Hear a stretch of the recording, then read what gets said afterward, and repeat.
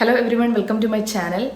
Today in this video we will discuss a topic called PPH or postpartum hemorrhage. This is one of the important topic in maternal health nursing and we can expect some questions from this area. So we'll study what is the PPH. It is usually defined as when the blood loss in a mother after delivery of the baby is more than 500 ml in normal vaginal birth or more than 1000 ml after cesarean birth. So when we will consider or how we can say either excessive blood loss or it is a postpartum hemorrhage. If the blood loss is more than 500 ml in normal vaginal delivery, we will say it is PPH. And if it in case of cesarean, it will be more than 1000 ml, we'll consider as PPH. So that is for the first point.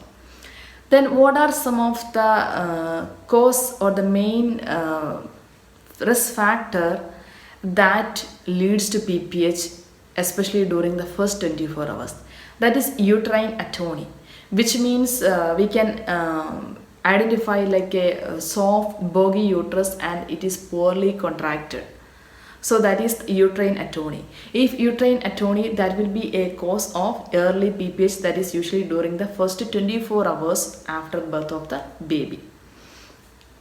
Then there is a delayed PPH. Delayed PPH means there will be a prolonged period of third stage of labor, which means the time period between the birth of the baby and the expulsion of the placenta, that is the birth of the baby and the expulsion of placenta, that is considered the third stage of labor. If the third stage of labor it is an extended period, there is a chances of PPH that is related to the retained placental fragments associated with the third stage of prolonged third stage of labor. Usually that is more than 30 minutes, lasting more than 30 minutes. So that case, the PPH will be occur after the 24 hours of the birth of the baby. That is called a delayed PPH. So now we will study what is we will consider or when we will consider the PPH based on the amount of blood loss. Then what are some of the main risk or the causative factor of early and delayed PPH, and how it is connected the lasting of the third stage of labor more than 30 minutes, and if it is early PPH it will be because of the uterine atony. So you should have an idea how we can identify it is uterine atony, soft bug and poorly contracted uterus. You can assess that one. So in this picture you can see how we will calculate or assess the blood loss. In the first picture it shows like it's candy, very little amount, and the another one is light, then moderate, then heavy blood loss. So just for an awareness I kept this picture. So based on in this way or based on this picture you can identify okay how the blood loss and how heavy it is. On if heavy blood loss means okay how we will consider while we are doing assessment, how the part calculate or how much amount will be the blood loss. And now we'll see some of the risk factors of PPH.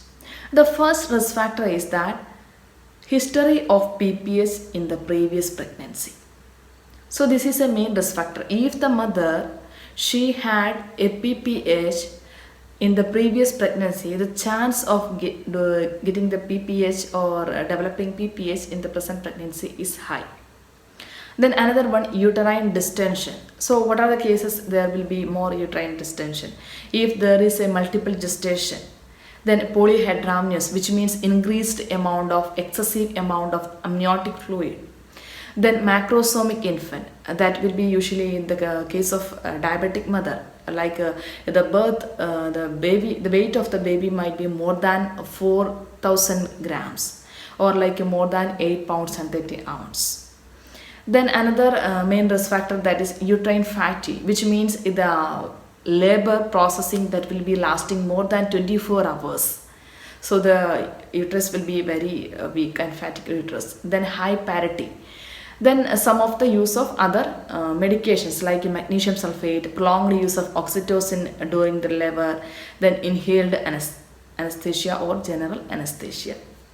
So these are some of the main risk factors that is related to the PPH. So now we study what is PPH, and then we will consider PPH based on the blood loss and what are the risk factors and how we can identify the risk factors during the assessment.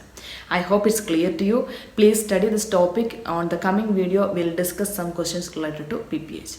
And by for now, we'll see with some other topic on the coming videos and questions. Bye bye.